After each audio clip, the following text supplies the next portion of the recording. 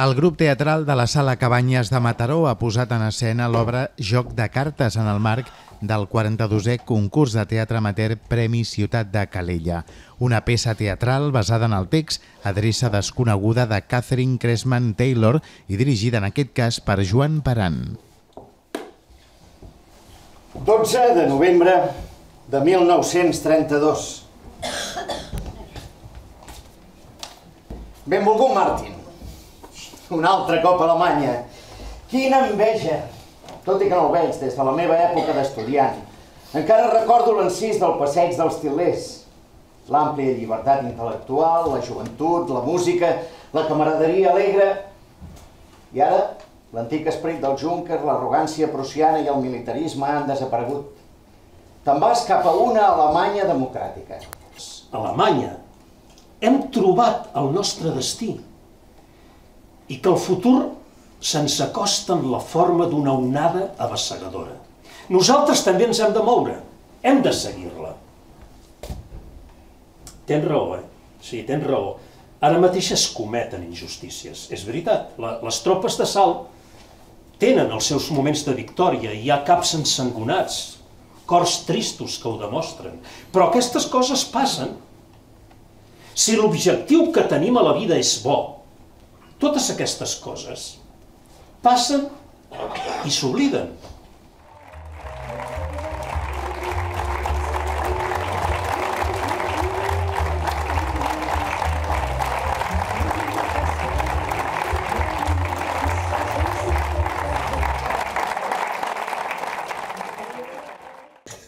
Amb nosaltres tenim Joan Paran, el director de Joc de cartes. Doncs bé, has estat director d'altres obres com El guionista a la teulada, El diari d'Anna Frank i ara aquesta vegada Joc de cartes. Aquesta obra ens porta als anys previs a la Segona Guerra Mundial amb la persecució dels jueus. Què et va decidir portar aquesta obra a l'escenari? Va ser quan buscàvem tota la informació per portar escena del diari d'Anna Frank i d'un guionista a la teulada, que recopilant tota la documentació per portar-la a l'escenari, doncs vaig descobrir aquest text que també parlava de la persecució dels jueus i ens va agradar moltíssim. I llavors vam començar a anar-la preparant ja. Veiem que Joc de cartes trenca una amistat de dues persones una amistat molt profunda. Es tracta d'una història real? Està basat en fets reals que van ocórrer a l'autora del text i sobre aquest fet real que va viure ella als Estats Units va escriure tota aquesta novel·la que està basat en un fet real. Val a dir que va ser un text que està considerat la crítica més ferotge al nazisme i és això que està fet previ a la Segona Guerra Mundial. Durant l'escenificació d'aquesta obra teniu un públic molt pròxim. Com hem vist aquí, hi ha hagut el públic aquí davant i a darrere. Per què heu volgut crear aquest ambient tan pròxim? Perquè és la millor manera que el públic, que tots els sentiments que es viuen a dalt d'escena arribin al públic realment amb aquesta poca distància. Que si podem, en aquest cas hi ha hagut dues parets, davant i darrere on s'actua, però si podem sempre ho fem amb 4 fins i tot. O sigui que els actors estan envoltats del públic. És la manera més fàcil que aquests sentiments que van variant al llarg de tota la dramatúrgia arribin a l'espectador.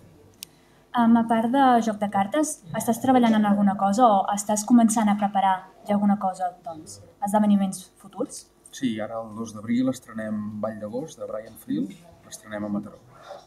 Doncs moltes gràcies per haver vingut, moltes felicitats per l'obra que ha sortit genial, molta merda pels projectes que els vindran i ens veiem a la cloenda d'aquest concurs que serà al maig. Moltes gràcies a vosaltres. Volia saber si heu tingut algunes dificultats en fer aquesta obra, perquè jo us he vist que us heu mogut molt lliurement, encara amb l'espai reduït, i us heu mogut molt lliurement. Expliqueu-vos el procés, a veure. Bé, com a part d'escenògraf, precisament aquesta obra la vam voler delimitar i fer que, sempre que ens és possible, poder tenir el públic al voltant, a tocar. Precisament per poder aconseguir aquesta complicitat amb el públic, que es trobin no només mirant una cosa que passa allà a la distància, sinó una cosa que està passant i que jo hi estic ficat a dintre. Llavors, tenim molt ben limitant l'espai, però ens hi movem fins als límits d'aquest espai. És la nostra casa i aquí juguem de punta a punta, donant joc a tots dos costats de l'escena. És molt agraït actuar amb el públic molt proper, perquè sembla que estiguin convidats a casa teva, o si més no que estiguin fent de voyeurs de tot el que està passant, tant a casa seva com a casa meva. Però el que sí jo em sembla, a veure què diu Josep Maria, que en general hi ha una reacció del públic que és força comuna, que és que les primeres cartes queden una mica fora de lloc. I alguns fins i tot pensen, mare de Déu, quina pallissa ens fotran avui aquesta gent. Perquè les primeres dues cartes són encara molt fredes, és agafar la situació, veure que hi ha una amistat, un companyerisme de feina, de treball. La cosa es va calentant. I esclar, a partir de la tercera, quarta carta, la cosa ja es va escalfant i veus que el públic cada vegada el tens amb més tensió. I provoca una miqueta de dir, a veure, la maldat o la bondat fins on t'arriba. Qui és el dolent dels dos? Fa una mica que et qüestionis i fins i tot punts irònics que hi ha, que és allò de dir, quan em diu no vull tenir cap més relació amb un jueu, a no ser que sigui per diners, per rebre diners. El senyor director, Joan Paran, que em penso que també li fareu una entrevista, no? Doncs en un primer moment li volia fer ell d'Alemanya, ni de jueu, però resulta que jo ja havia fet de pare d'Anna Frank, que també van venir aquí a fer-ho fa 2 anys, em penso, havia fet el guionista, sempre sortia de jueu.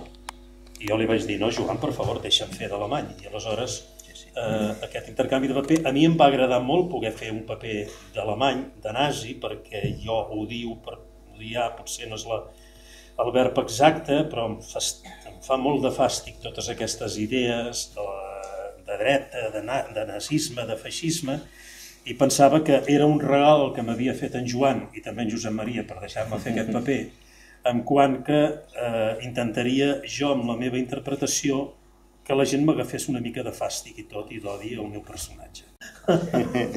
No, doncs, moltes gràcies i de veritat, segons la meva opinió, m'ha agradat moltíssim. He estat aquí i les emocions són fortíssimes. I, bueno, us vull donar les gràcies per venir i ens veiem a la cloenda de premis. Molt bé.